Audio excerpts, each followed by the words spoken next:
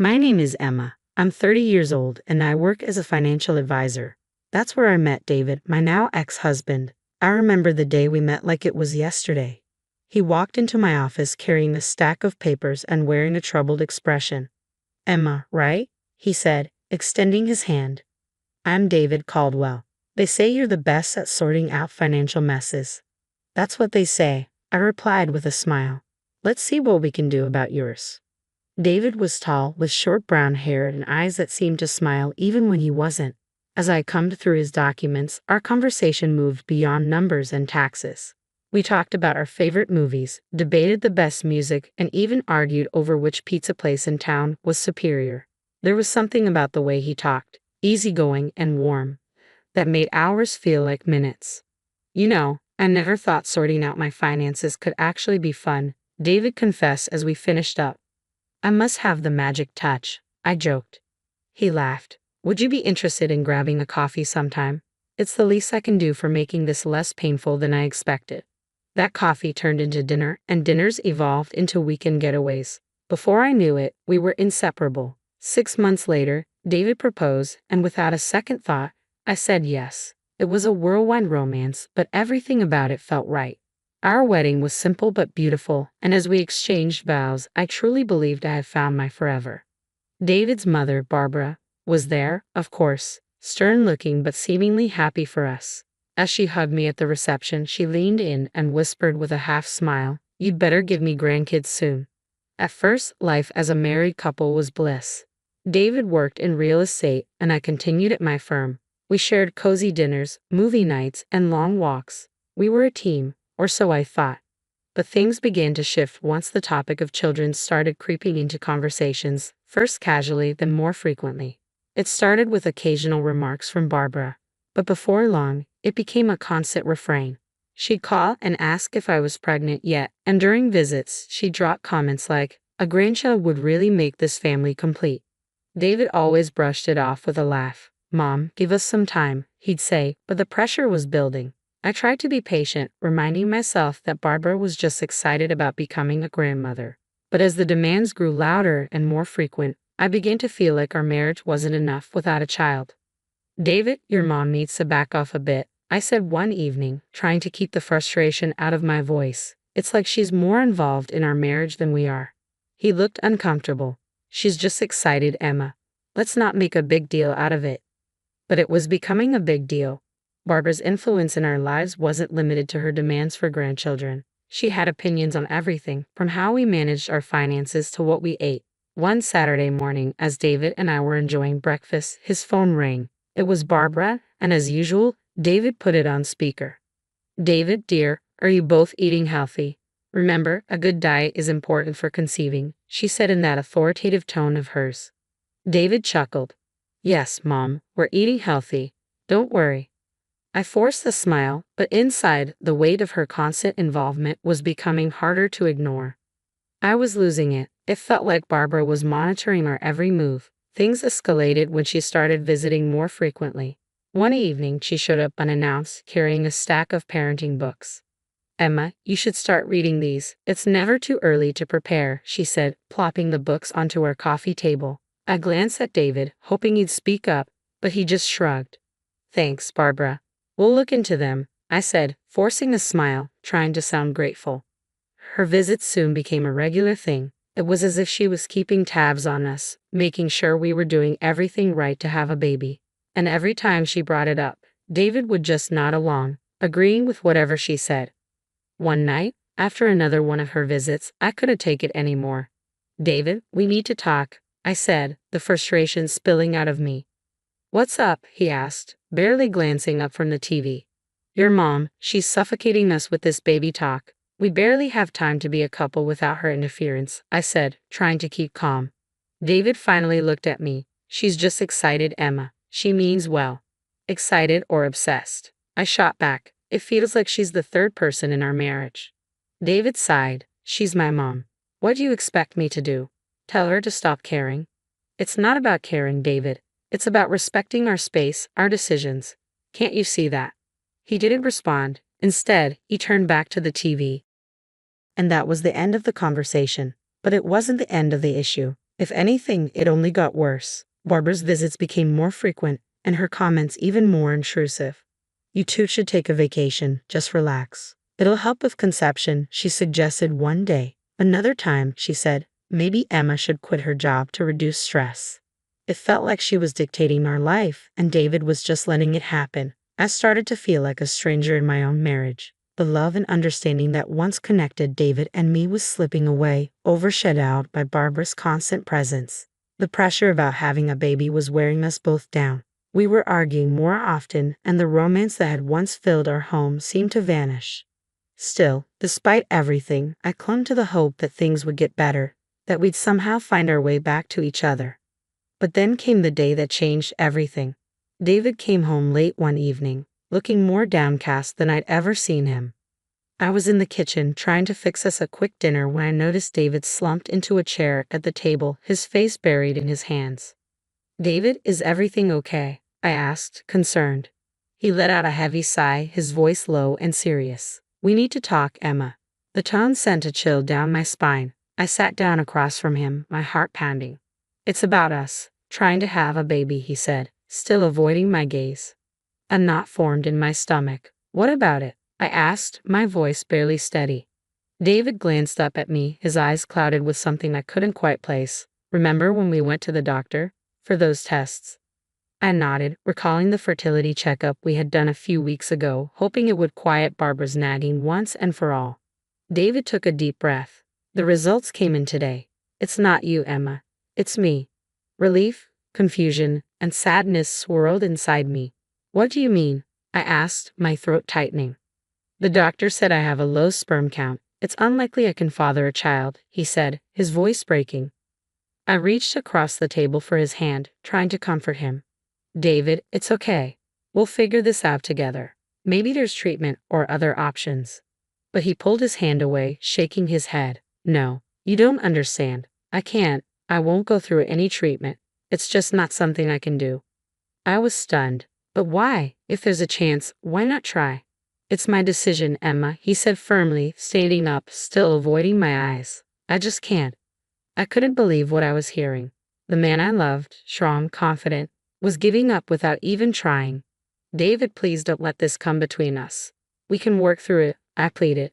But he was already walking out of the kitchen. "I need some time alone to think about all this," he muttered before leaving me sitting there, numb. I sat in silence, trying to process it all. Why wouldn't he even consider treatment? Was his pride more important than our chance to have a family? The next few days were tense, like walking on eggshells. David barely spoke to me, and when he did, his words were cold and distant. I could feel the growing chasm between us, a crack in the foundation of our marriage that seemed to widen with each passing day. Then came the day that shattered everything. David had been out late again. I lay in bed, pretending to be asleep when David came in. He must have thought I was already out cold because I heard him start a quiet conversation on the phone. "Yeah, Mom, I got the results. It's not good," he said, his voice heavy. "No, I don't want treatment. I know, but I can't." "Yes, I'll figure something out." Hearing him talk to his mother about something so personal, something he had barely discussed with me, felt like a stab in the heart. The fact that he was confiding in Barbara about our struggles, keeping me in the dark, felt like a betrayal. It was becoming clear that Barbara's influence over him was far greater than I'd ever realized. As I lay there in the dark, tears silently streamed down my face. I had never felt so alone. Our marriage was unraveling right before my eyes, and I didn't know how to stop it. Life at home had become unbearable. David and I were like strangers living under the same roof, barely speaking, moving through our routines in silence. The love and warmth that had once defined our relationship seemed like a distant memory, lost in the cold reality of our situation. But just when I thought things couldn't get any worse, life threw me an unexpected curveball. I had been feeling off for a few days, at first thinking it was just stress. But when I missed my period, a sinking feeling crept in. A part of me was too scared to even consider the possibility, but I knew I had to find out. One morning, I bought a pregnancy test, my heart pounding as I sat in the bathroom waiting for the result. Those few minutes felt like hours. And then, there it was, the little positive sign. I was pregnant. For a moment, I couldn't believe it. After everything we had been through, after all the talk about David's infertility, this felt like a miracle. a glimmer of hope amidst the wreckage of our marriage. But a wave of anxiety soon followed. How would David react? I decided to tell him that evening. He came home late as he usually did, barely acknowledging me. I took a deep breath and approached him, my hands trembling. "David, we need to talk," I said, my voice barely above a whisper. He looked up, weary and distant. "What is it now, Emma?" I swallowed hard. I'm pregnant." "I'm pregnant," I blurted out. For a moment, there was silence, and then David laughed, a bitter, cynical laugh. "Pregnant? How?" "According to the doctors, I can't," he said, his voice dripping with disbelief. "I don't know, but the test is positive. We're going to have a baby," I replied, tears starting to well up in my eyes. David stood up abruptly, anger flashing across his face. "This is some kind of joke, right? You're trying to trap me." I stared at him, shocked. "Trap you?" "David, I'm telling you the truth. We're going to have a baby, our baby." He began pacing the room, running his hands through his hair. "No, this can't be. You must have cheated. That's it, isn't it? You cheated on me." It felt like a slap. "Cheated? How can you even say that? I've been nothing but faithful to you," I said, my voice breaking. But he wasn't listening. He was consumed by his own rage and disbelief. "Get out. I want you out of this house," he yelled, his words like a punch to the gut. "David, please," I pleaded, my voice trembling. "Let's talk about this. We can go to the doctor, get a confirmation. There has to be a mistake." But it was like talking to a wall. He stormed out of the room, slamming the door behind him. That night, I found myself sleeping in the guest room, my mind spinning with confusion and heartache. The next morning, David was gone before I woke up. Instead, his mother, Barbara, showed up at the house. The look on her face was a mix of anger and disgust. "You should be ashamed of yourself, Emma," she spat, "trapping my son with another man's child." I stood there, stunned. "I didn't cheat on David. This child is his," I said, my voice shaking. Barbara let out a cold, mocking laugh. "Do you take me for a fool? My son can't have children. You're just a gold digger, trying to secure your future." I was stunned by her cruelty. "This is David's child. I've never been with anyone else," I insisted, my voice wavering. She stepped closer, her voice venomous. "You have 1 week to pack your things and leave. And don't even think about asking for alimony or child support. You won't get a dime from us." Barbara's ultimatum was the final straw. I knew then that I couldn't continue living in a house filled with resentment and baseless accusations. It was time to take control of my life for my sake and for the babies. First things first. Filing for divorce wasn't an easy decision, but it was necessary. David and his mother tried to make the process difficult, demanding a share of everything I owned, claiming it was their right.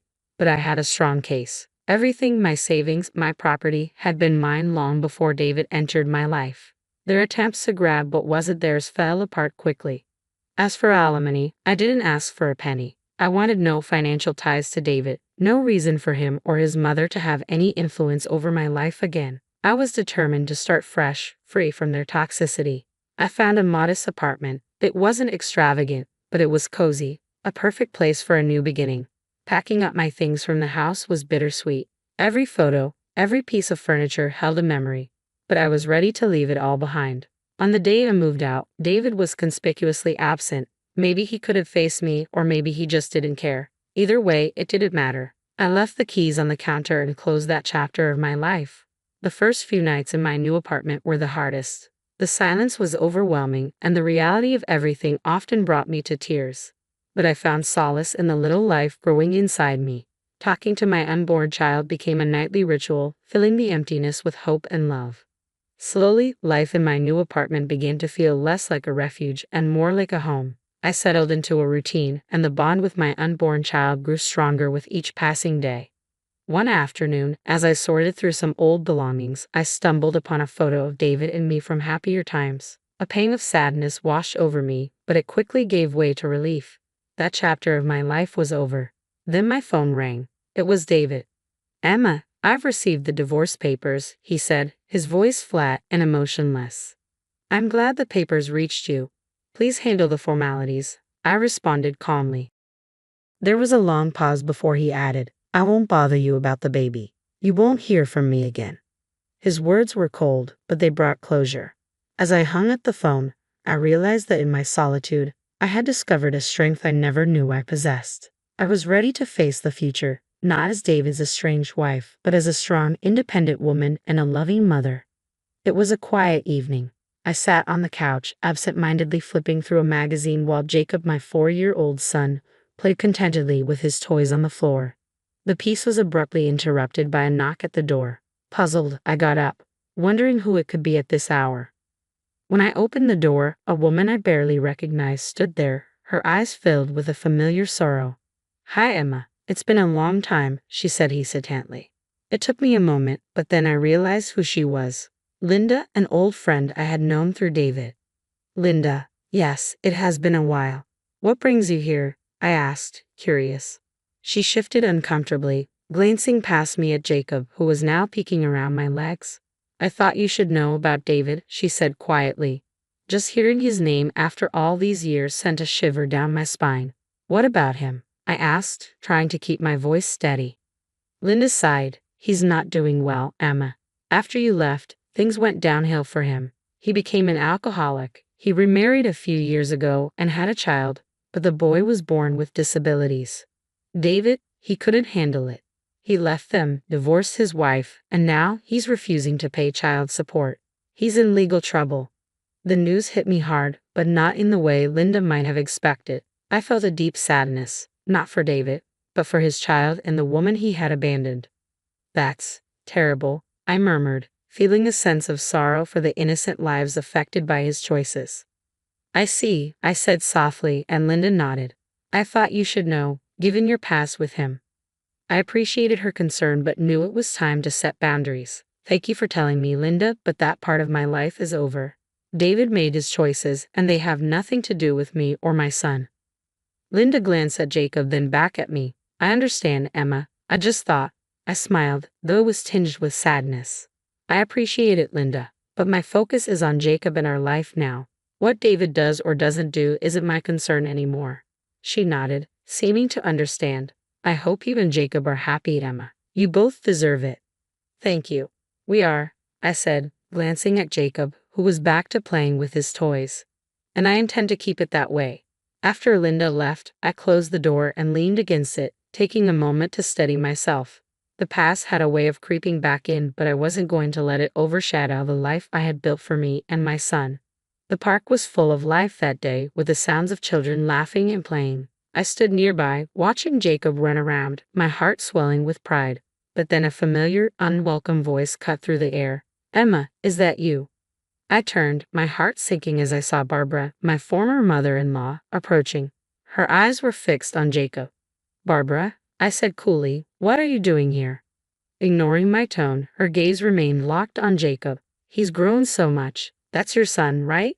"Yes, this is Jacob," I answered, stepping slightly in front of him, a protective instinct rising in me. Barbara's eyes sparkled with a disturbing eagerness. "I was hoping to see him. After all, he's my grandson." A wave of anger surged through me. "And why would you want to see him now?" Her face twisted with a mix of frustration and something darker. "Well, you know, my other grandson, he's not well. He's sick. It's just not the same. I want to be part of a healthy grandchild's life." Her words hit me like a slap. The contempt in her voice for her own grandson, just because he wasn't perfect, was revolting. "Barbara," I said, my voice cold and steady, "Jacob is not a replacement for your other grandchild. You don't get to pick and choose when you want to be part of his life." She blinked, taken aback by my response. "But, no," I cut her off. "You and David made your choices. You've never been a part of Jacob's life, and that's not going to change now. Please leave." Barbara stared at me, her expression hardening, but I didn't back down. Finally, with a huff, she turned and walked away, her pride wounded. As she disappeared from sight, I took a deep breath, calming the storm of emotions inside me. I turned back to Jacob, watching him play, and felt a sense of peace return. This was my life now, and I wasn't going to let anyone, least of all Barbara, disrupt it. "You have no right to be part of Jacob's life," I said, my voice steely. "Not after everything that happened." "But Emma, that was all David's doing," Barbara protested. I shook my head. "You supported him. You turned against me when I was carrying your grandchild, and now you speak with disgust about your other grandson just because he's sick. That's unforgivable." Barbara's face reddened. You can't keep me away from my grandson. I can, and I will, I declared firmly. Jacob doesn't need someone in his life who values people based on their health. He will not be a part of your twisted view of family. She looked like she was about to argue, but I cut her off. This conversation is over. Stay away from us, Barbara. Your presence is neither wanted nor welcomed.